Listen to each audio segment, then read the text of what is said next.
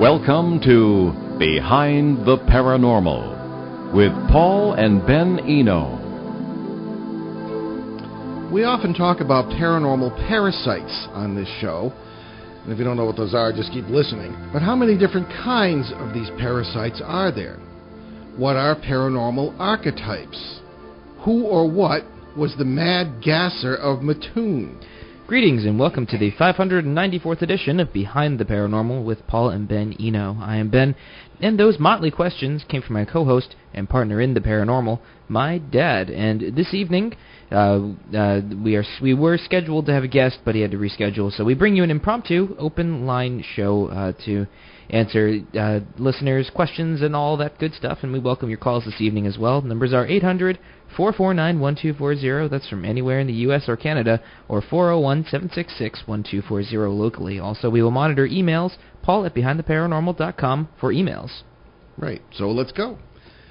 All right, here's a very interesting question, I think, from Tracy, and Tracy does not say where she's from.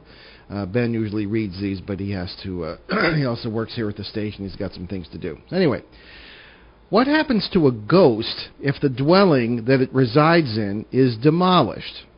All right, that's an interesting question, but we have to go back to some of our terms. Those of you who listen to the show regularly know that we don't really think the old explanations of even what ghosts are, what hauntings are, and this sort of thing are really good enough to explain what we've seen over many years. Now, here is the further extrapolation upon the question by Tracy. We lived in a trailer for 18 years that was haunted by a female entity. I and some others had seen her as a solid spirit. Okay, this goes on, but I'm going to stop there. Solid spirit, that's kind of interesting. So this takes us back to the original question of what a ghost really is. The common explanation is that a ghost is the spirit or residue of someone who has died. Okay, that's a very, on the face of it anyway, a very logical explanation. When you happen to see someone or something that is transparent or is sort of walking through your living room or floating through your living room or whatever, and you think, well, what else could it be but the spirit of someone who died in this house or something like that? Or you might even know who it is. Oh, hey, it's Grandma who died 3 weeks ago, and there's her ghost. Okay, that kind of thing. A lot of people don't hang around long enough to find out. But I think all that is not good enough, and some of it is downright wrong. Okay. And I really started wondering that like 45 years ago during my first case. And, of course, the question arose, well, all right, suppose you do have a residue of, or the soul or spirit, non-corporeal, non-physical remnant of somebody who has died. Well, the body is kind of an important part, especially the brain, of any being, okay? How can you have a full human being with all its memories, imagination, thought, and awareness without a body? That didn't make sense to me, and it still doesn't. In other words, how can you have Grandma, if that's what it is, coming through and still knowing who you are, walking through the house or whatever, and still have it be a full person? I don't think that's possible.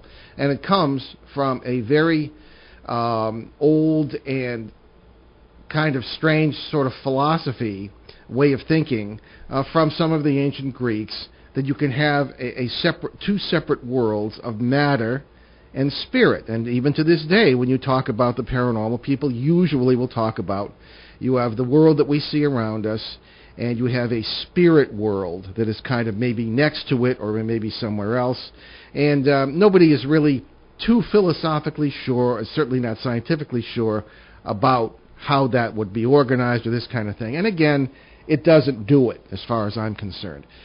So early on, I began to, and then later on, Ben joined me in the work here, and it seems very clear that we're dealing not with dead people, but with people living in parallel realities. Now, that sounds even crazier than the spirits of dead people, but if you look at the fringe areas of the science of physics, which really tries to define how our world is created, organized, and functions in any in its basic forms of in its basic operations and realities. You have quantum mechanics now, which, among many other things, is starting to talk about, as there has been talking about really for the better part of a century, parallel realities. Albert Einstein, in his special theory of relativity, talks about, in his general theory of relativity, talks about the idea that time really does not exist as we understand it in any objective form. In other words, time is a function more of our minds or our consciousness, even as a group, than it is in any kind of real objective way. Really, it seems now that scientifically, time is simultaneous. In other words, what we experience in our minds as the past or the future is really one single simultaneous experience, simultaneous reality. So that people talk about sometimes around the areas of the paranormal, they talk about reincarnation. People, you die, this remnant ends up going into being reborn in another body, and it's still you, but you have different experiences now. And all that, I suppose, you could interpret some of the evidence to verify. However, I don't think that's good enough either. I think what you're experiencing when you have other people's memories and things of that kind are parallel lives you're living in these alternative timelines, which are not separate from one another but interact. Hence, ghosts, in our experience anyway. So when you see Grandma running down the hallway 2 weeks after her funeral, it's not her spirit or some remnant or her soul, it is her in a parallel world where she never died, which may be very, very similar to yours. The only difference between the world where she's living and the world where you're living is that there might have been a traffic accident on the other side of your country a minute before, and it didn't take place in the one in which you're experiencing. Now, that's a bit of an oversimplification, but there are very, very similar worlds, many, many, many of them. And this raises the issue of what does this mean for death at all? If you or others are existing in so many parallel realities, how can you die in any real sense? Because these worlds are not, as we say, separate from one another. They seem to be interacting all the time. Some of them pass through one another. They interact, they intersect. And as we've talked about in other shows, it seems that the government or somebody knows about this and is very interested in researching it. And we've run into that sometimes in unpleasant ways in some of our work. But in any case, I think this is what we're really looking at. So, a long answer to the beginning of Tracy's question, what happens if a ghost is in a building that is demolished? Okay, so let's get beyond the assumption that this ghost, in light of what we've said, a ghost may be, is living in a particular house. So if you demolish a house where this quote-unquote ghost is living, it probably has no effect whatever if this quote-unquote ghost is living in a parallel world, because the house probably wasn't demolished in the parallel world. Or they collapsed a wave function. And the two worlds joined. Okay, that's more physics. Right. Yes, as one listener said, people should get college credit for listening to our show, right? Oh, yes. I should get college credit. I don't know if we should flatter ourselves, but Let's I not, think that was a nice thing to say. Because most of the time I don't even know what I'm talking about. I kind of do. Never admit that to your listeners. Anyway, so the question may have no meaning, Tracy. It may not have any meaning to say, well, if you demolish the house, because the ghost may not be living in that particular house in that sense, okay? The person living in a parallel world, and if the house was demolished in that world, the person wouldn't be there anymore. They would have moved somewhere else in that world, all right? So let's leave it at that. So Tracy lived in a trailer for 18 years that was haunted by a female entity, okay. I and some others, this is Tracy writing, I and some others had seen her as a solid spirit. Well, solid spirit is interesting because that's kind of a contradiction in terms. The whole point of a spirit in the classical sense is it is not physical. Although I've had all kinds of physical encounters with these things, so I don't think they're physical anyway. So what Tracy was probably seeing was the actual person. And in many of these worlds, this is a caveat to what I've said, in many of these worlds, these entities these people, I should say, are very aware of us. I've dealt with some who live in particular time streams that aren't that different from ours, particular worlds that aren't that different from ours, but that they are more aware of their neighbors in this multiverse, in these parallel worlds. And it's a perfectly normal thing. Here, if you start talking to the guy next door, only next door in another world rather than another house, you might end up on some sort of antipsychotic drug. But in some worlds, that does not seem to be the case. Anyway, this is Tracey continuing her note, this entity, was a great help to me with our son who had Duchenne's muscular dystrophy. That's a terrible disease. He was on life support, and sometimes I wouldn't hear his alarm go off on his respirator when I would be asleep. She would shake the bed or chair that I would fall asleep in until I woke up. Okay, that's interesting. I would like to know, Tracey, if you saw anyone actually shaking the bed or the chair, because this gets into another area that's quite interesting. The shaking bed or shaking chair is something that I personally experience practically on a nightly basis. I think that it has a lot more to do with other factors than it does with a particular entity shaking the bed. Now, it's very possible that this person was helping perhaps an ancestor, of course, living in a parallel world, just sharing the same space as you, or a descendant, because the future comes in here too. Time, past and future don't mean a thing in this particular point of view. So I'd like to know if you actually saw anyone shaking the bed or the chair. It could have been part of your subconscious interacting with some energies in the area to protect the child. And Tracey continues, we have since moved into the house that is next door to the trailer and have started tearing the trailer down. She, the entity or ghost or person, has not followed us to the house, so I am guessing that she is attached to the trailer or something that was in it that we didn't bring with us. Well, again, I don't know about that. I think that you're dealing with someone who's living entirely in her own world. There may be no awareness of any trailer in the sense you refer to it, and I think this probably may be something that's just an awareness of helping you, and maybe since you left that particular structure, that trailer, it may have caused a disconnect in the parallel world intersect that was going on. I mean, I don't really know without having gone there, but that's probably likely as far as I'm concerned. And Tracey goes on, I am worried about her and wanted to know what would become of her after the trailer is gone. Well, from all we've said, Tracey, I wouldn't worry about it. She'll be fine. Would she become a wandering spirit? No. Or would she maybe pass through her door to the other side? Well, I mean, door, other side. I mean, there is no other side. She's already on one of billions and billions and billions of other sides, in my opinion. So I wouldn't worry about that either. Ben, any thoughts? Well, I think she has the general idea of what we're going for. I mean, people use their own terms and stuff to describe, like, the indescribable. And English is a terrible language. There really no language is really capable of describing the indescribable, so I think she's done an okay job trying to explain it to herself. Well, yeah, I agree. I think Tracey should rest easily about this. Yes. But again, we have terms that come from very, very inadequate understandings of what these things mean. Yeah. In my opinion, the whole time on the other side. And again, this is a reflection of what we said before. You got the material world and the spirit world, and the spirit world is the other side of the material world, or behind some veil or barrier. And again, this is the best we can do in our understanding and descriptions with the very, very inadequate paradigm that we have as far as knowing and understanding our world from our modern perspective. No, I can. And that's not good enough. So what we try to do is maybe, and hopefully we're right, is expand people's understandings and their minds, and that's why we write books. To the best of our experience and knowledge, this is... Yes, we could be wrong, but I doubt it.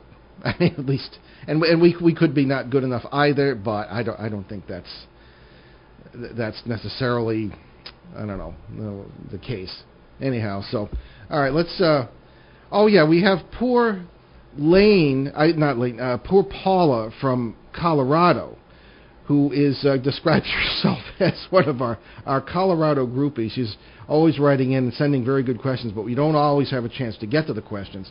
So let's begin to take some of her questions that have been waiting for months now. Okay, here, Ben, if you have a moment, if you want to read. I will. The first one there. A fine alliteration that you did as well. Hi, Paul. I look forward to when you describe the 9 different parasitic entities you've come in contact with. Is one of these suckers the reptilians by any chance? If so, I would appreciate anything and everything you can say about them. Okay, so let's stop it at that. All right. A lot of people write in about this. They're very interested in the parasites we mentioned at the beginning of the show in our questions. So what do we mean by paranormal parasites? Well, human folklore refers to them as evil spirits or demons, and there's an entire branch, really, of theology built around them. Okay, but again, this is the same problem as we had with ghosts. It's the best we can do with our limited understanding. But I think it goes way beyond that. Almost from day one, I was dealing with entities that seemed to be non-human, hungry, hostile, and in many ways did fit the traditional description of what a demon or evil spirit would be. And by the end of the 1970s, I was convinced that these were not spirits, not incorporeal entities. They were life forms that were part of nature that seemed to reach at times between these parallel worlds we've been talking about. And why would they do that? In order to do what the rest of us do, in order to eat. That's it. They seem to feed upon the energy we produce and other species produce when things are negative, when we are in positions of annoyance, anger, hatred, that sort of stuff. And it really started to come home to me in 1974 when I was involved in the Bridgeport poltergeist case with Ed and Lorraine Warren. And that case is very well documented in William J. Hall's book, The World's Most Haunted House, which was published last year by New Page Books. So it's in stores, and check that out. It's really, really a very good treatment of this really hair-raising case. I was 21 years old, and of the many things that happened in this house, I was standing there trying to protect a little 10-year-old girl when this thing came up to me, and I pushed against it just instinctively. It pushed back because it was perfectly physical, although I couldn't see it entirely. It got around, attacked the child, and it was a mess. So this is the kind of thing we're talking about, parasites. So in order to get into Paula's question here, there seem to be, in my experience anyway, 9 different species. Ben and I do tend to run into them, and I rank them by their apparent intelligence, experience, power, and vulnerability. It is possible that some of them could be younger or older individuals of the same species, depending on the case, with their maturity making a difference in my interpretation. So maybe they aren't different species, maybe they're just more mature individuals of the same species, but I don't know. But to me, each group does seem to be unique unto itself. Now, I have every reason to believe that parasites do not all come from the same alternate world, parallel world, such as we've been talking about. Though they do seem to interact with each other, sometimes in a hostile manner. Sometimes they seem to fight with one another. Now, I considered naming them by class or something, but that seemed too much like Ghostbusters, so I decided to stick to their prime characteristics. So here's the list from the upper echelon down to the riffraff. Okay, the most impressive parasite group that we run into, I call the wise. The wise. Now, I realize that term wise is used with great relativity, and it means nothing good when it comes to us. These top-shelf parasites come across as very ancient and full of knowledge about the multiverse. They know about the inhabitants of our world, and they know all about their prey in advance. They give the impression of knowing our species far better than we do. They are conversant in most, if not all, human languages, and have a great kind of what you might call a telepathic power. They tend to live and hunt alone. I'm thinking of a case in our own listening area in 1998, or just before that, in Burrillville, Rhode Island, actually more specifically the village of Pasco, Rhode Island, which does seem to be sort of a hot area paranormally. And there was a very wise, in a negative, in a fundamental sense, not in a good sense, entity there that was preying upon one of the residents of the house who had been unemployed, was in there and really did not leave very often, and it was just taking the energy out of this person. And there's a long story we've talked about in other cases that is talked about in my book, Faces at the Window, published in 1998. Anyway, like huge invisible spiders, these things, they will often quietly park themselves in a place or time where they have access to a certain house or tract of land, and this can be for centuries at a time, to us anyway, picking up what knowledge they can and feeding on whomever comes along. I found them to be arrogant, brilliant, and extremely calculating. At the same time, once they know that you know what they really are, I found them surprisingly willing to communicate in a smug but semi-honest manner. And I should qualify that by saying that it is not a good idea to communicate with any of these things. Maybe I've been doing this for so long, I'm either fooling myself into the idea that I can communicate in a safe way, or I can actually do that. I don't know. I'm very, very careful, even after all these years.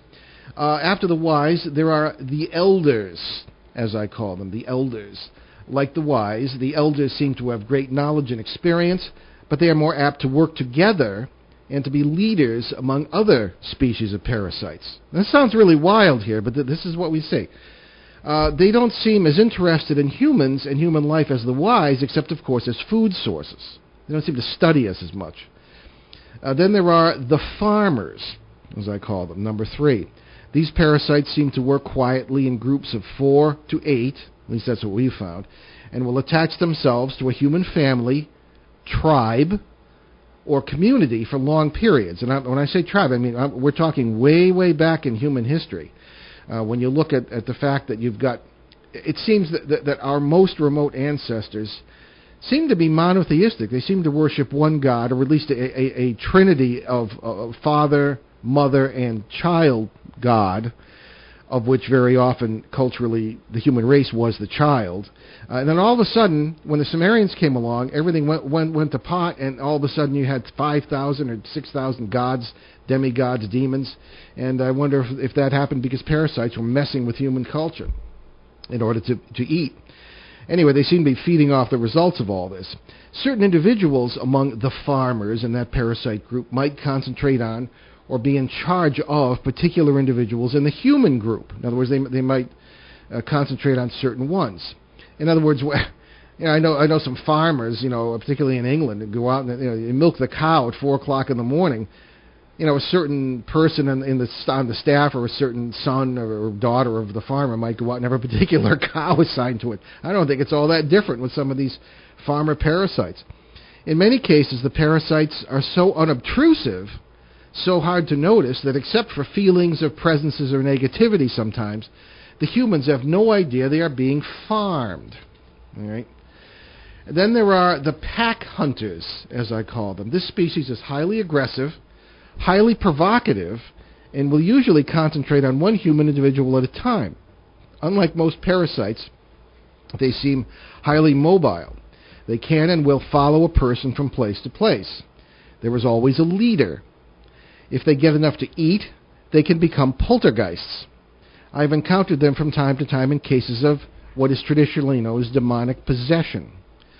They are also excellent mimics, the pack hunters, and many victims become convinced that they are being paid attention to, not by parasites, but by benevolent and protective spirits. And I often wonder if when you look through the paranormal literature, you run into the elders who are giving people advice, or the enlightened masters, or some kind of aliens, and I wonder, my goodness, are these perhaps pack hunter parasites playing us for fools? All right.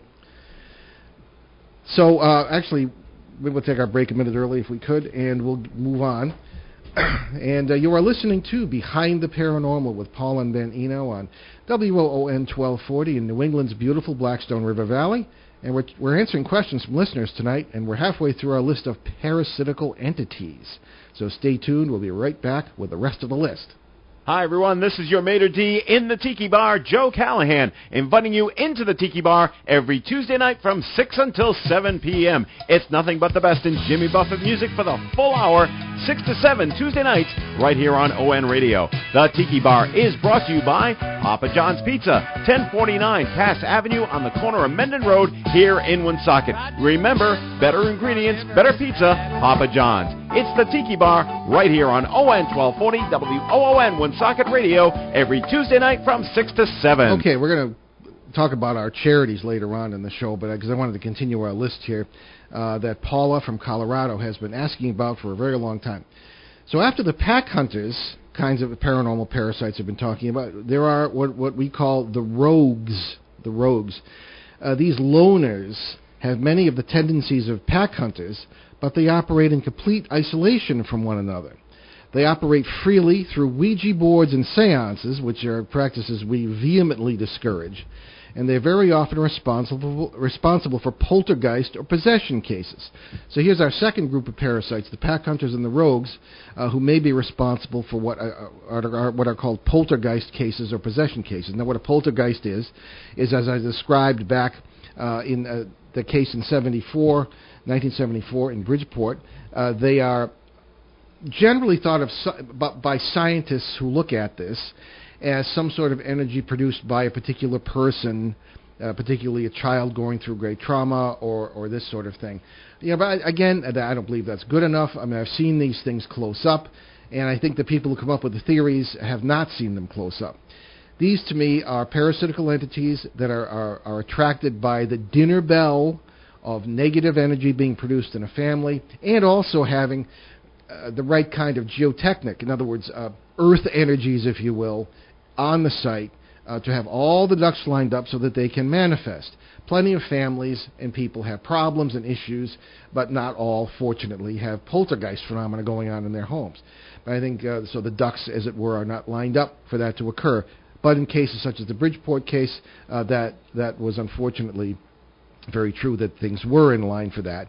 And I think what we may have encountered were pack hunters, because there were 4 working at a time, and there were 4 on that evening when the girl was attacked when I was there. Okay, so the rogues, also loners, and they may be responsible for some of those phenomena. Next are what I call the passives. The passives. This is an interesting group that seems to be satisfied filling the role of second stringers when it comes to feeding off our energy.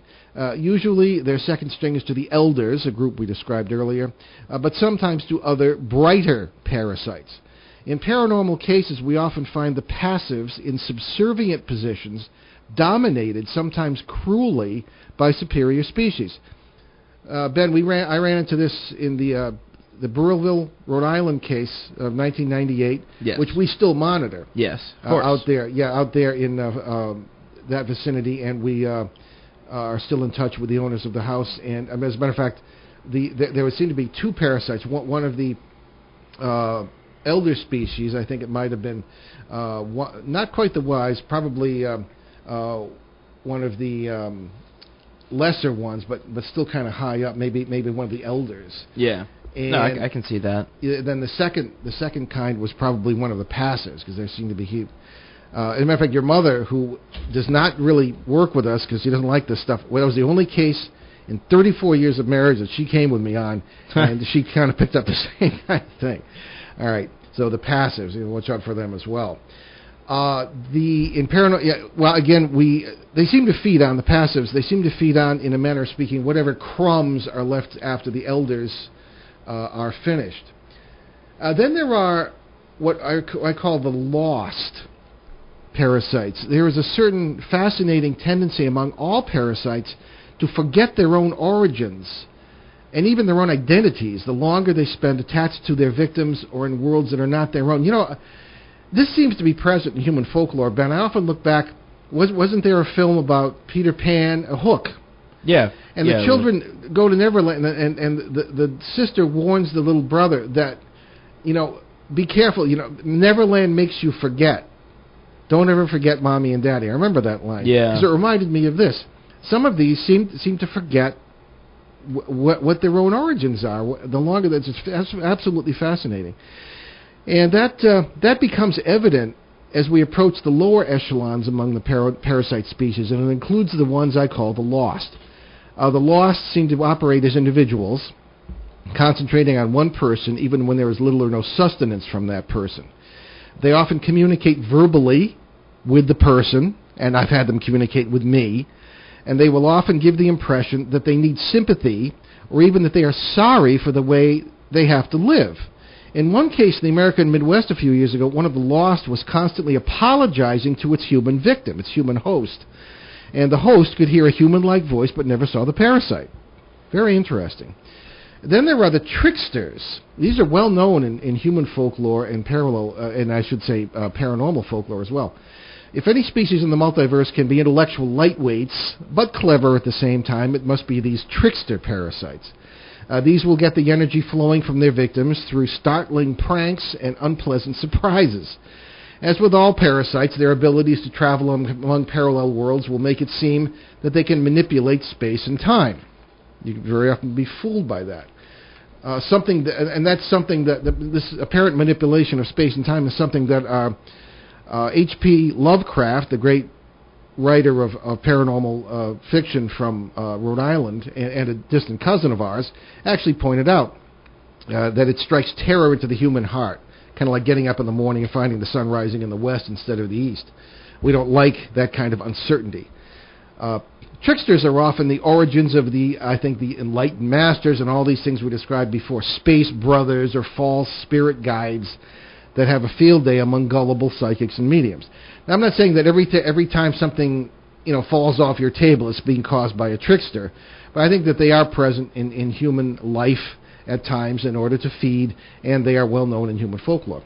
And finally, the lowest echelon that we call the Brats. The lowest echelon here among parasites seems to be these. They act like spoiled and sometimes frightened children. They seem to live and feed alone on a specific human who is also alone. Often an unhealthy bond will result. Now, brats are not very swift in the head or whatever equivalent they have for a head. They are very good at manipulating their victims, and they are terrified of being separated from their victims because they very often can't remember where they came from or where they should go, as we said. Can't remember their own origins. Dealt with one of these, and I don't know, I'm a bit concerned. I'm out of touch now with the person. This was a well-known artist in New York City who had one of these things bothering he or she for over 25 years, coming up on 30 years now, if it's still there. And I was working with her or him, and this was one of these things. It was terrified of being separated from this person because it didn't know what to do or where to go. And it was a very two-dimensional thinker. It acted like a child. But it was almost a codependent love-hate relationship between the two of them. Very, very strange, very interesting. Now, I'm a bit concerned that all of a sudden there's no contact here, so that's kind of something I'm taking a looking at. So those are the parasites, Paula, and lengthy descriptions, but I hope that does answer your question. There's still more to the question, by the way. Okay, well, all right. Let's, that was only the first part. That was only the first part. Okay. Yes, so she goes on to ask, now I do have a couple more questions that I hope you'll have time to answer. So, perfect timing. We can try. Can you feel when you are in an area like Skinwalker Ranch, or the Skinwalker Ranch of Connecticut, the two or however many dimensions when you are there? If so, can you explain what it feels like? Why don't you answer that? That's one of your cases. Feeling is the wrong word. Everyone likes to focus on the sensual feeling, and ooh, I get tingles here or there or whatever. That is a falsity as well as a trick. Your mind and your body are two things that you just should not trust, because the mind can play tricks on you as well as the body. If you have sensual feeling and rely entirely upon the senses, then you're deceiving yourself in that way. Or if you rely entirely on your intellect, then you're also deceiving yourself in that way. What I have is not a feeling or a sensation, it just is. It's like, it's very hard to describe because it is not a feeling. And I can't say, well, it feels like you're eating a watermelon, because that would just do it injustice. It is something that is a part of one's being. Well, I think this is why Ben and I are a good team, because we approach this in different ways. I think that's entirely correct and respectable, and this was one of his first cases. Funny, there's a picture on Facebook of Ben starting to work on this case in '05 when he was 13 years old. And couldn't hold the camera straight. People often comment. I know, but well, that's another story. But people often comment that he's so cute, and that it was really interesting. So yeah, that's all I get. I'm the cute one. Yes, as opposed to your elderly father. So, but I do point out that we had a panel, and we will have another panel soon, including author William J. Hall, whose next book. He wrote the Bridgeport one about the world's most haunted house, and he's becoming sort of our chronicler, I guess, in a way. This next book is going to be the Haunted House Diaries, which is based on this case. And I told him, I said, it's still developing because it's involving a whole area, 5-10 square miles around this house where strange things are happening. And I said, you better be prepared to write a couple more books about this. So we'll have them on, and you can hear about the book. It's going to be out in August next month. So I, on the other hand, do respect what Ben says, but I do have physical characteristics, physical I'm not saying reactions. they don't exist. I just don't trust them. Okay. Oh no. All right. Okay. I buy that. But I remember when you and I walked into a corner of that farmhouse the first time we were there in '05. We felt faint in one particular room, and that was the room where later on a gray quote unquote alien was reported, and where other things have occurred. There are physical feelings that I do have, and they do kind of mean something to me. One of the few times I use one of these electromagnetic field meters, or EMF meters, that all the ghost hunters are always touting, and they don't understand what they do, is when the digital milligauss reading goes into the negative range. What this instrument does is register the electromagnetic field around an electrical current. And it's primarily an engineer's or an electrician's tool. One of the things it does is to see if the insulation on your electrical system is good enough to keep you from having health problems. And one of the things, when it goes into the negative range, that is very odd. And it means that the polarity on the electrical field is reversed. Okay. Now that can happen under deliberate circumstances. Things can be arranged. But when you're out in the middle of nowhere and there's no source, and you have a very powerful reading that goes into the negative range, that can indicate that there is an energy exchange, in my opinion, between parallel worlds, which is what we're talking about here. So that has happened in that house a number of times, and could have been some other explanation, but that's the only. So there are physical reactions to these things. So, but I don't know if that really answers Paula's question. It does not, because there is no way to describe it. Perhaps you're right. Okay, so perhaps that's the best we can do, Paula. Okay. So I think the question was not the right question to ask. Perhaps not. Yeah, and you can't get the right answer if you ask the wrong question. Exactly. So, but wait, there's more. There's more. Have the owners ever turned on a recorder on their nightstand when they go to bed so they can listen to what goes on in the house, and in some cases, to one or both of the owners while they were sleeping? Yes, all the time. Not just recorders, but also video cameras. And there are zillions of orbs that are very often recorded. Sometimes there are shadow, I suppose if you want to call them shadow people, as they're often described. And a lot of things that have been picked up that were not really evident to the naked eye or naked ear. Plenty of things are evident to the naked eye and naked ear. I could take 3 or 4 shows and read you emails from the homeowners talking about things that they experienced there. Our very dear friend Shane Searway, who was on these panels when we discussed this case and will be again next month, later this month, will tell you that he has set up cameras there and has picked up a lot of strange things. So the long answer to that question, Paula, is yes, there have been all sorts of things that have occurred there that have been well recorded. And again, it's your interpretation. One of the things we thought was funny, when we first went there, Ben was 13, it was the first time we had brought a video camera on a case. And we were a little late catching up with some of the technology. We were sort of figuring it out how it worked on the way over. Yeah, we were reading the instructions on the way over. We didn't read instructions. We just figured it out. Well, guys don't read instructions. So it was. It's a 2-hour drive, or at least or more, from our home in Rhode Island to this area in Western Connecticut. So we read the instructions there. So it was kind of like I guess we're doing sort of the Blair Witch thing with the bouncy camera, bouncy cinematography. and we came upon a very interesting bunch of frames in which we were in the basement, and it looked as though a tall figure, very similar to one species we know about in the multiverse, was someone walking across this particular space. And Ben and I are high-fiving each other. Oh, we got one of them and all this. Well, we always double-check these things. And we asked the homeowner to take a picture of that particular spot with a still camera. And sure enough, it appeared that what we had was a large oil tank with a thing on the wall that kind of looked like a head. And we bounced by it so quickly that it looked like it was moving, and so it turned out to be nothing. But that's the kind of quality control you do need. But a fascinating case, and we have discussed it, and we'll discuss it in future shows, and we'll let you know when that panel will be in a couple of weeks. Okay, now here is...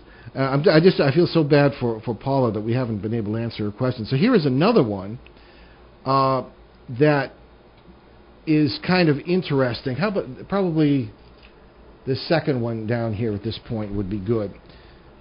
And Paula again from Colorado asking a question. The circled ones? Yeah. Okay. Take the second one. I think we've probably got time for that. Okay. What is a hologram? All right. Hologram. Very interesting. On the face of it, a hologram is something... did you study that at school? Holograms? To describe it perhaps better than I could. No. Okay. Right. Weirdly enough, I was in the sound program, not the video program. Well, essentially, you can project a three-dimensional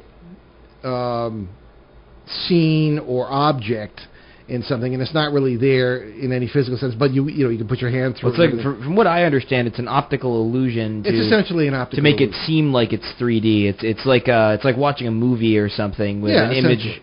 Yeah. An image put on a 2D image put on a screen, but yet we perceive it as 3D. Yes.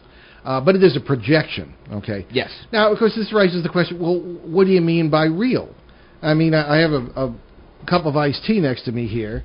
I mean, is that real? There could be a projection from a holographic projector, and it's going to look just as real as it does here. So there's an issue of what is real and what isn't, but we'll let that pass. But when we're talking about the hologram, this is another way of kind of looking at the multiverse. There is, in quantum physics, a phenomenon that some physicists believe in called the quantum hologram, that everything we see around us, our whole world, ourselves, and any parallel worlds that are around, are projections from some cosmic mind onto the screen of the universe or the multiverse. And that there seems to be some indication that may be the case, believe it or not. I'm not saying that there's no reality. You can go out and do whatever you want, but that's not the case. We have to live in the world in which we have to live. But the origin of this world may be from a cosmic mind. Some people will say, well, this is the equivalent of God, whoever or whatever is projecting this. It's not the God you're going to hear about in church, probably, but some mind that maybe contains the unity of all our minds or all living things or whatever. However you want to describe it, that's what the hologram, one explanation for the hologram. Another explanation that many people believe, I've never heard a physicist describe this, but they could be a projection being caused by some alien race somehow. It could be a projection being caused by a parasitical race that has maintained our species as a food source. Pretty chilling, in my opinion, from what we've talked about this evening, but another possibility. But physicists do not talk seriously about that possibility. So it's generally kind of left to the imagination, whatever the source of this hologram may be, but it is one way of describing reality. I tend to think it's a little more clear-cut in the multiversal sense, but again, these are just different ways of describing the same thing. So that's what the hologram is in the sense that we discuss it. But that was the whole content of that question, Ben? Well, yes. You said that was the second one, so that's really the only one that I had time for, according to you. Unless you want to get into something else. Okay. Well, can one tell where... Oh, no. Maybe we... Okay, in all fairness to Paula, Let's hold the rest of the questions to the other show, because we did ask a question in the beginning that's going to make people interested in what this may be, so we'd better answer it quickly. This one is from Tara in Rentham, Massachusetts. Right at the top there. Okey-doke. So Tara writes to us, who was the Mad Gasser of Mattoon, and was this paranormal, or was it some kind of crazy person? Okay. Could be neither, could be both. I don't know. But here's an article that I got from the September 2nd, 1944 edition of the Daily Journal Gazette in Mattoon, Illinois. And the headline reads Mrs. Kearney, I guess it's pronounced her Kearney, and daughter, first victims. Both recover. Robber fails to get into home. And the story reads, a prowler who used some kind of anesthetic or gas to knock out the intended victims was on the loose in Mattoon Friday night. Mrs. Bert Kearney said her 3-year-old daughter, Dorothy Ellen, were victims of the anesthetic Friday night as they slept in bed at their home. Although Mrs. Kearney said that her mouth and throat remained parched and her lips burned from effects of whatever was used by the prowler, who was unsuccessful in getting into the house. Now, that doesn't sound very paranormal, but it goes on.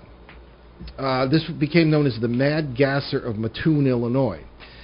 Also known as the anesthetic prowler, the phantom anesthetist, Mad Gasser of Roanoke, because he, she, or it, or whatever it was, turned up also in I believe it's pronounced Baudicourt County, Virginia.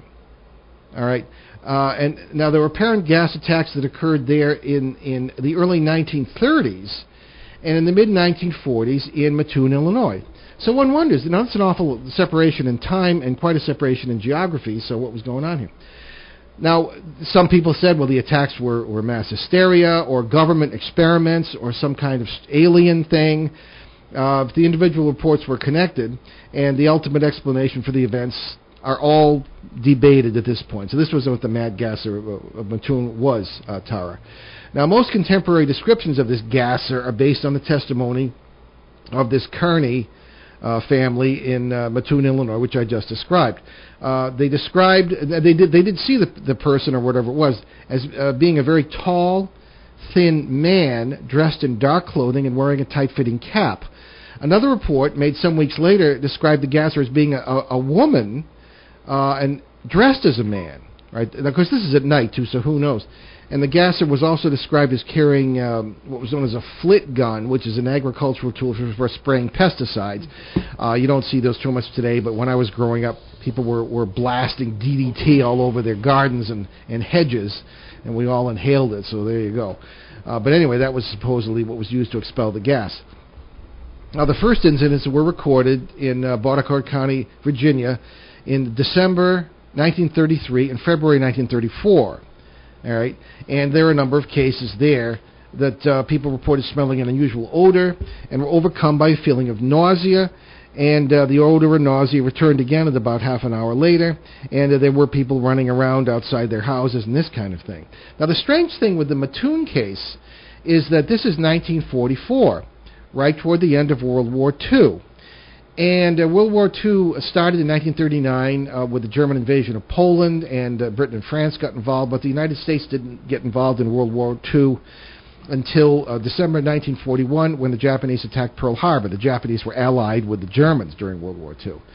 And by 1944, the situation in Europe had become quite tense, to say the least. Germany had conquered most of Europe.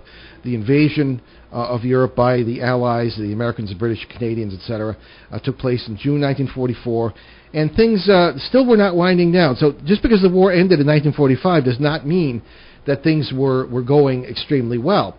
We came very, very close to a German victory, a Nazi victory in World War II, and we'd all, even if our ancestors were allowed to survive, those of us who did survive would be speaking German at this point. So there may have been some very hectic and important government experiments going on with all sorts of strange things, and there's some of this is still classified, still a secret, that has not been talked about even 70 years after the war ended. So, this Mad Gasser, it has been theorized by some, was someone who was trying out strange chemicals or some sort of anesthetic or sleep drug or something on people in their homes at night. And I'm not aware of any of these cases where anyone actually broke into the home and stole anything. It was just this gas. So that seems to be what was the story with the Mad Gasser of Mattoon. We still don't know what happened. And of course the question with that, as with any possible government experiment, is, well, why wouldn't they just use guinea pigs or volunteers or soldiers, as they did in the 50s, for some of these experiments? And why would they sneak around outside homes and risk getting caught, particularly by the police, to get these experiments done? But no one really knows. Could it have been alien in origin? I suppose anything is possible. We've seen things you wouldn't believe, to say the least, over the years, and I suppose that's possible too. But the physical descriptions of the Mad Gasser, quote unquote, do not match those really of aliens, quote unquote, that are commonly identified in the cases of UFO landings and close encounters of the third and fourth kinds and all this sort of business. So that's really, I think, probably an unlikely explanation to what's going on. So it's probably not paranormal, but certainly very interesting. Okay, so there we are. Any comment on that, Ben? Were you familiar with that? Or? No, not at all, actually. That's the first I've heard of that. Yeah. There are all sorts of fascinating... That's why we never run out of interesting guests for our show, because there are so many fascinating paranormal events of all kinds and all descriptions, some of which you couldn't make up, that have dominated, really, American culture and history and are very present in our country and elsewhere, too. Okay, so I think we'd better get on with our announcements in that case. Yes. Thank you for the interesting and very good questions, folks. We have many, many announcements, and we're going to start off with, on Saturday, September 5th, we're scheduled to speak once again at the Exeter UFO Festival in Exeter, New Hampshire. The town-wide event is organized by the Kiwanis Club to benefit local children's charities, and other speakers include the great Stanton Friedman, as well as... Richard Dolan, Kathleen Martin, and Jennifer Stein, and we'll provide more information as the dates approach. I can't tell you how much fun that event is. The whole town gets involved, but I think there is a nominal ticket charge this year. It's always been free. Yeah. But I'll get the straight information on that. Okie doke. On Thursday, September 24th, we will join Bill Hall, author of the forthcoming The Haunted House Diaries, which we talked about this evening, for a joint book event at Hank's Restaurant in Brooklyn, Connecticut. Hank's has great food, and it will be a lot of fun. Our book, Cosmic Journey, which Ben and I just signed a contract for, they're talking about publishing in 2017, so we won't have that, but we have plenty of other books that I've written. Hank's has great food, and again, it'll be a lot of fun. Indeed, and on Saturday, October 10th, we'll once again be speakers at the Great New England UFO Conference. Greater New England UFO Conference. I mean, it is pretty great, too, so... Yeah. That is at the City Hall in Leominster, Massachusetts, and other speakers will include Stan, once again, Richard Dolan, Peter Robbins, and other UFO greats. Watch for more information on that as dates approach.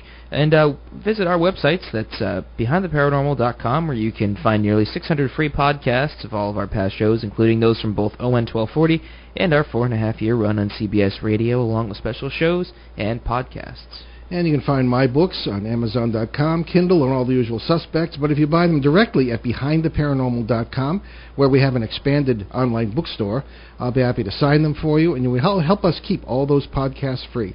Also on our website, you'll find direct links to several charities Ben and I have adopted, including USACares.org, BuildersHelpingHeroes.org, and CanadianVeteransAdvocacy.org. Also, Youth Mentoring Connection, youthmentoring.org in Los Angeles, doing fantastic things for at-risk youth out there with our good friend Tony LeRae. And there are two new books just released by Global Communications. Timothy Green Beckley's publishing company, famous UFO guy. That would be of great interest to our listeners. One is the Bell Witch Project, which contains that story and also a few contributions by yours truly on historic paranormal cases here in New England, including the 17th century Spectre Leaguers of Massachusetts and the 18th and 19th century vampire hysteria in Rhode Island and Connecticut that a lot of you might not know about. Of special interest to folks here on the ON 1240 listening area is another Beckley book, UFO Repeaters, which somehow has our picture in it, with an entire chapter on our old friend Joe Ferrier, who was a talk show host here on ON 1240 for over 50 years and a very dear friend who passed away a few years ago. Both books are available on Amazon.com, or use the links at the online bookstore at our show website, BehindTheParanormal.com. Okay, and next Monday, July 6th, we'll welcome Aztec shaman Ruben Urrutia for a conversation about what it takes to be a shaman. Actually, that's not correct. Oh, that's right. Yeah, he's the one who had to reschedule from tonight. That's right. So Okay. who is next week? I'm having a senior moment. What a terrible thing. Oh, I think we have Mary Joyce talking about little people in North Carolina and other North Carolina Little people legends. in North Carolina. That's Yes, interesting. the Cherokees, kind of like Pukwudgies kind of thing. Oh. Yeah, and people don't know what Pukwudgies are either, but that's Kind of so like the tune in next week to find out. Kind of like the mini human beings that sort of lived alongside us back when we were Neanderthals. Well, something like that. That's for another Something to reason. that effect. Yeah, well, whatever. So anyway, sorry about that, but we will leave you this evening with a thought from one of my favorite philosophers, the Roman Emperor Marcus Aurelius. Everything we hear is an opinion, not a fact. Everything we see is a perspective, not the truth. I'm Paul Eno. And I'm Ben Eno, and thanks for joining us on our great cosmic journey, and we shall see you next time. Return to this radio frequency 167 hours from now for another edition of Behind the Paranormal with Paul and Ben Eno.